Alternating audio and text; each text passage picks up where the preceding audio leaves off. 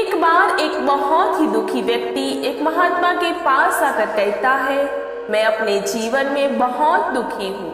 मैं अपने बीवी बच्चों को और अपने परिवार को भी खुश नहीं रख सकता। मैं अपने लिए भी कुछ नहीं कर पा रहा। कभी कभी तो मुझे अपनी जिंदगी को खत्म कर देने के भी ख्याल आते हैं। आप इतनी साधनाएं करते हैं, इतनी तपस्या करते हैं, क्या आप मुझे कोई ऐसा मार्ग बता सकते हैं जिससे मैं अपने बुरे वक्त में बाहर आ सकूं? मेरा बहुत बुरा समय चल रहा है। 2 वक्त की रोटी का इंतजाम करना भी मेरे लिए बहुत मुश्किल हो गया है।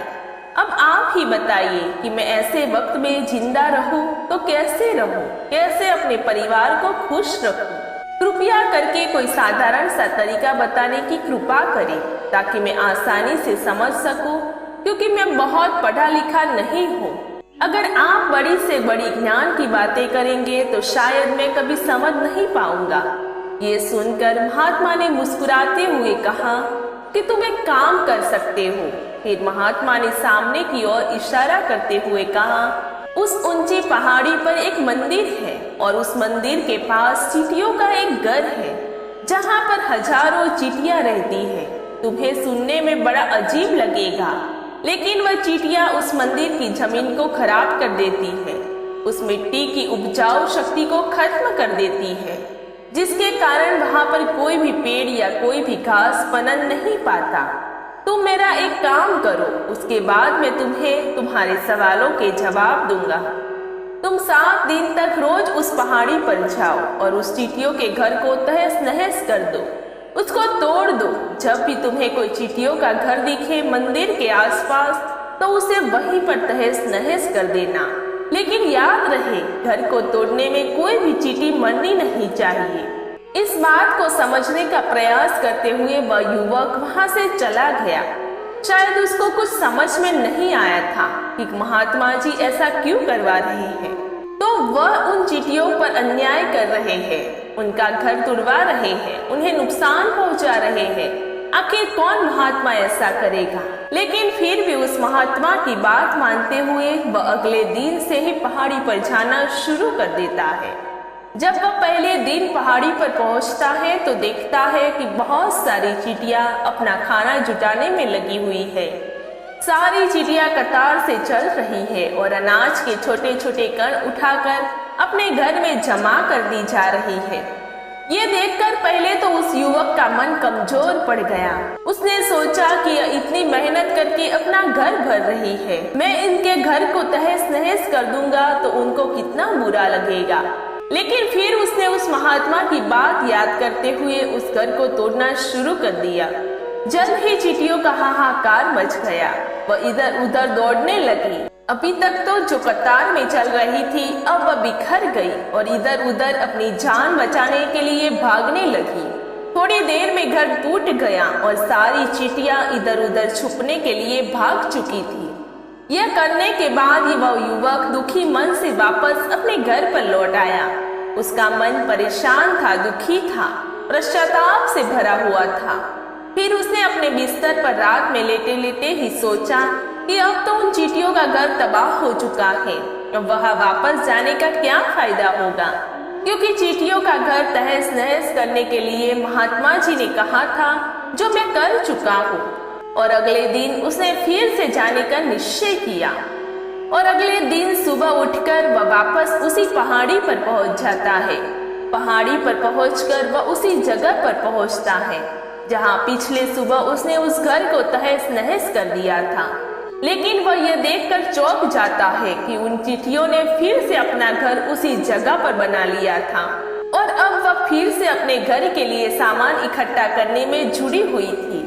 उस आदमी को देखकर लगा कि यह चींटियां कितनी मूर्ख है। उनको पता है कि कल ही उनका घर इसी जगह पर तबाह हो गया था और उसी जगह पर उन्होंने अपना नया घर भी बना लिया। और यह सोचकर वह आदमी हंसने लगा।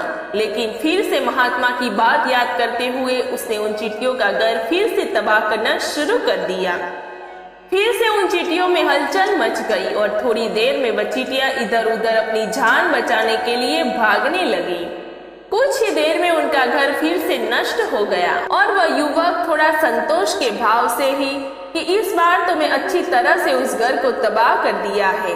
अब तो वो चिटिया यहाँ पर अपना घर बना ही नहीं पाएगी। इसीलिए जाने से पहले उसने उस घर पर ठंडा पानी भी डाल दिया ताकि चिटिया वहां पर अपना घर ना बना सके। और इस तरह अपना कर्म पूरा करके वह युवक फिर से अपने घर लौट आया। आज रात में सोते वक्त फिर से वह युवक यही सोच रहा था कि क्या महात्मा यह सही काम करवा रहे हैं? क्या किसी का घर तबाह करना किसी की सिद्ध पुरुष को शोभा देता है? क्या हो अगर वह महात्मा सिद्ध पुरुष हो ही ना? क्या होगा अगर वह मुझे बेवकूफ बना रहे हो? लेकिन फिर उसने निश्चय किया कि मैं अपने काम को पहले पूरा कर लेता हूँ, उसके बाद ही पता चलेगा कि महात्मा मुझे ऐसा क्यों करवा रहे थे। और यही सोचकर वह रात में सोने जाता है। अगले दिन सुबह उठकर वह फिर उसी पहाड़ी की ओर निकल जाता है। पहाड़ी पर पहुंचकर वह उसी जगह पर पहुंचता है जहां पर उसने उनके घर को तबाह कर दिया था। और वह ये देखकर खुश हो जाता है कि वहां पर कोई भी घर नहीं था। सारी चिटियां वहां से भाग चुकी थी। अब उसने सोचा कि अब मेरा रोज रोज आने का क्या फायदा होगा, क्योंकि चिटिया तो अपना घर बदल चुकी है और महात्मा जी ने मुझे 7 दिन आने के बाद कहा था। लेकिन आज तो तीसरा ही दिन है, अब बाकी 4 दिन वापस आने का क्या फायदा होगा। यही सोचकर उसने निश्चय किया कि यहाँ से वह सीधा उसी महात्मा के पास जाएगा और उनको ये सारी खबर बता देगा। जब वह वापस मुड़कर उस पहाड़ी से उस महात्मा की कुटिया की तरफ जाने लगा, तभी अचानक उसकी नजर एक और घर पर पड़ी। मतलब कि वह घर चींटियों का ही बनाया था और वह चींटियां नए घर में वास कर चुकी थी। यह नया घर उनके पुराने घर से थोड़ी ही दूरी पर था। और जब उसी युवक की नजर उस पर पड़ी तो उसने सोचा कि शायद महात्मा को पता ही था कि ये चींटियां अपना घर यहाँ से बदलकर किसी दूसरी जगह पर बना लेगी। इसीलिए उन्होंने मुझे 7 दिन आने के बाद कहा था। और ये विचार करके वह उनका नया घर भी तोड़ने के लिए पहुंच जाता है। जब वह वहां पहुंचा तो चींटियां उसी तरह अपने कार्य में लगी हुई थी। वह अपने लिए खाना इकट्ठा कर रही थी और अपने घर में जमा कर रही थी। जब पुराना घर टूटा था वहां भी अनाज के कण बचे हुए थे और चींटियां वहां से भी अनाज इकट्ठा कर वापस अपने नए घर में ला रही थी। अब यहाँ पर फिर से युवक का मन थोड़ा कमजोर पड़ गया, क्योंकि वह खुद भी कमजोर था। इसीलिए उन चींटियों के प्रति दया का भाव उमड़ रहा था। उनके ऊपर उसे दया आ रही थी। वह चाहता था कि उनकी मदद करे, लेकिन वह उल्टा उनको नुकसान पहुंचा रहा था। लेकिन उस महात्मा की बात को याद करते हुए उसने फिर से उस घर को भी तोड़ने का निश्चय किया और उसने इस बार बड़ी ही सावधानी के साथ बिना किसी चींटी को कोई नुकसान पहुंचाए वह घर तबाह करना शुरू कर दिया। वक्त थोड़ा ज्यादा लगा, क्योंकि किसी भी चींटी को नुकसान न पहुंचे की शर्त महात्मा ने पहले ही रखी थी। इसीलिए उसको बड़ी सावधानी के साथ उन घरों को तबाह कर रहा था। लेकिन आखिरकार उसने उस घर को भी तबाह कर दिया और उस घर को तबाह करने के बाद वह बड़े ही दुखी मन से, इस बार वह पहले से भी ज्यादा दुखी था, क्योंकि उसने उसका नया घर भी तोड़ दिया था। वह उन चींटियों को बसने ही नहीं दे रहा था और अब वह अपने आप को शैतान या दानव समझने लगा था। लेकिन फिर भी उस महात्मा की बात को मानते हुए वह अपने घर पर दुखी मन से वापस आ गया। रात में सोने से पहले एक बार उसने फिर से सोचा कि कितना बड़ा शैतान हूँ, कितना बड़ा दानव हूँ। पुराना घर तो छोड़ो, मैं उन चींटियों को कहीं भी बसने के लिए कोई न कोई जगह ही नहीं दे रहा हूँ। वह चींटियां मेरे बारे में क्या सोचती होगी, वह कितना बड़ा दानव होगा, उस परमात्मा को भी मेरे द्वारा ये काम करवा रहा है।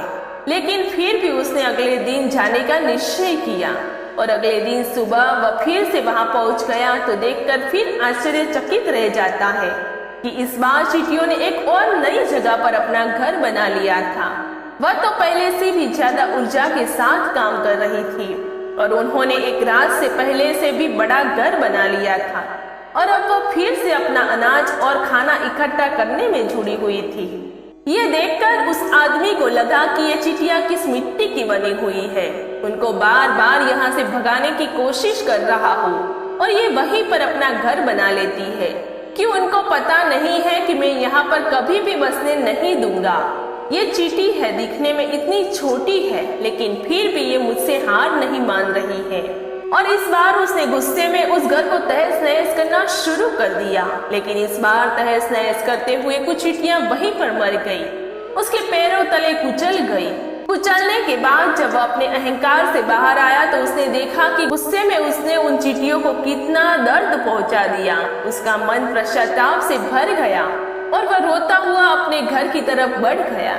सोते वक्त उसने सोचा कि मैं उन चींटियों पर बहुत ज्यादा अत्याचार कर रहा हूँ, अब उससे ज्यादा अत्याचार मैं नहीं कर पाऊंगा। और यही सोचकर वह अगले दिन उन चींटियों के लिए अपने घर से थोड़ा आटा लेकर उसी पहाड़ी पर पहुंच जाता है। आज उसके मन में उन चींटियों के प्रति श्रद्धा का भाव था, दया का भाव था। आज वह उनकी मदद करना चाहता था। और जब वहां पर पहुंचा तो चींटियों फिर से अपने नए घर को बनाने में जुटी थी। उसने बड़े ही करुणा के साथ उन चींटियों को अपना लाया हुआ आटा खिलाया। अगले 7 दिनों तक वह ऐसा ही करता रहा। वो रोज सुबह आता और उन चींटियों को अपने हाथों से आटा खिलाता। 7 दिन के बाद वह युवक उस महात्मा के पास पहुंचकर हाथ जोड़कर बोलता है कि महात्मा जी, मुझे माफ कर देना। मैंने उन चींटियों का घर तबाह करने के लिए बहुत कोशिश की। मैंने उनका घर तबाह किया भी, 1 बार नहीं 4 बार मैंने उनका घर तोड़ा। उसके बाद मैं हिम्मत नहीं कर पाया, उनके घर को नहीं तोड़ पाया। मैं समझ सकता हूँ कि मैं आपका काम पूरा नहीं किया और इसके बदले आप मुझे तरीका भी नहीं बताएंगे जो कि मुझे मेरे बुरे समय से बाहर निकाल सकता है। लेकिन मुझे इसकी कोई परवाह नहीं है। मुझे लगता है कि मैंने जो किया वह सही किया, इसीलिए मैं आपसे आज्ञा लेकर वापस जा रहा हूँ। कृपया मुझे वापस अपने घर जाने की आज्ञा दीजिए। यह सुनकर महात्मा ने मुस्कुराते हुए कहा, अरे बेटा, कहाँ चल दिए? रुको तो सही, जलपान तो कर लो, थोड़ी देर ठहर जाओ, उसके बाद चले जाना। और ये कहकर वह महात्मा उस युवक के लिए पानी लेकर आते हैं। पानी पिलाने के बाद महात्मा उस युवक से पूछते हैं कि तुम मुझे ये बताओ कि आखिर तुम उन चींटियों का घर तबाह क्यों नहीं कर सके? वह चींटियां तो छोटी है और तुम इतने विशालकाय हो, फिर भी तुम उन छोटी छोटी चींटियों का घर तबाह नहीं कर पाए। कहाँ है तुम्हारी शक्ति, तुम्हारा बाहुबल? इसका जवाब देते हुए उस युवक ने कहा कि हे महात्मा, मैंने उन चींटियों का घर तबाह कर दिया था, बार बार किया था। एक बार तो अपने गुस्से में उन चींटियों को भी हानि पहुंचाई थी, लेकिन जिस दिन मैंने उनको हानि पहुंचाई उसी दिन मुझे लगा कि मैं उनको क्यों हानि पहुंचा रहा हूँ, क्यों इनको इतनी तकलीफ दे रहा हूँ। और उसी दिन मैंने उनको क्षति पहुंचाने की वजह, नुकसान पहुंचाने की वजह उनकी सहायता करनी शुरू कर दी। यह सुनकर उस महात्मा ने कहा कि यही तो सीख की बात है। एक छोटी सी चींटी हमें जीवन का संदेश दे जाती है। मैंने तुम्हें उन चींटियों का घर तबाह करने के लिए नहीं भेजा था, मैंने तुम्हें भेजा था ताकि तुम इन चींटियों से कुछ सीख ले सको। तुम्हें क्या सीख मिली उन चींटियों से, क्या मुझे बता सकते हो? यह सुनकर उस युवक ने पूरी कहानी बयां कर दी। पूरी कहानी सुनने के बाद महात्मा ने मुस्कुराते हुए कहा कि बेटा, पहली सीख जो उन चींटियों से ले सकते हो वो ये थी, तुमने कितनी ही बार उनके घर को तोड़ने की कोशिश की, कितनी ही बार प्रयास किया कि उनके घर को तबाह हो जाए, लेकिन वह हर बार अपना नया घर बना लेती थी। उन्होंने कभी भी हार नहीं मानी। अगर वह हार मान लेती तो वह चींटियां तुम्हें वहां पर नहीं मिलती। जीवन कार्यशील का नाम है, लेकिन हम मनुष्य 1-2 बार हार मिलने पर ही टूट जाते हैं, हताश हो जाते हैं और फिर जीवन में प्रयास ही नहीं करते। और कुछ लोग तो अपनी जिंदगी को खत्म करने को उतारू हो जाते हैं। लेकिन जानवरों में तुमने एक बात देखी होगी कि वह अपना जीवन खुद से कभी खत्म नहीं कर सकते। तुमने कभी नहीं सुना होगा कि किसी जानवर ने आत्महत्या कर ली, चाहे वह जानवर कितना भी भूखा क्यों ना हो, कितना ही दुखी क्यों ना हो, लेकिन वह अपने जीवन के लिए हमेशा संघर्ष करता रहता है। लेकिन वही दूसरी तरफ हम मनुष्य 1-2 बार हताश होने पर ही अपना जीवन खत्म कर लेते हैं। जीवन तो कर्मशील होता है, कर्म करने का नाम ही जीवन है और मृत्यु आखिर विश्राम है, परम विश्राम है। इसीलिए मृत्यु से पहले कर्म करना कभी मत छोड़ना चाहिए, क्योंकि मृत्यु के बाद तो तुम परम विश्राम में चले ही जाओगे। इसके पहले कर्म करना क्यों छोड़ रहे हो, क्यों हताश हो रहे हो? अगर तुम्हारा एक घर टूट गया तो दूसरा घर बनाने का प्रयास करो, कोशिश करो, और कोशिश करने वालों की कभी हार नहीं होती। यह तुम इन चींटियों से देख चुके हो। देखने में तुमसे कितनी छोटी है वह चींटियां, और तुम इतने बड़े हो, लेकिन उनका मन तुम्हारा मन से इतना बड़ा है, इतना विशाल है, इतना दृढ़ संकल्प है कि इतनी बार घर टूटने पर भी उन चींटियों ने कभी हार नहीं मानी। दूसरी सीख ये है कि जब भी हमारे ऊपर बुरा समय आता है, हमें लगता है कि हम ये कभी नहीं कर पाएंगे, यह समय मेरे जीवन को बर्बाद कर देगा, मुझे कभी नहीं जीने देगा, और अपने उन्हीं ख्यालों में, अपने उन्हीं विचारों से जिसका असलियत में कोई भी अस्तित्व नहीं है, वह सिर्फ विचार है, और वही विचार हमारे मन को दुखी कर देता है, और इसीलिए हम प्रयास करना भी छोड़ देते हैं।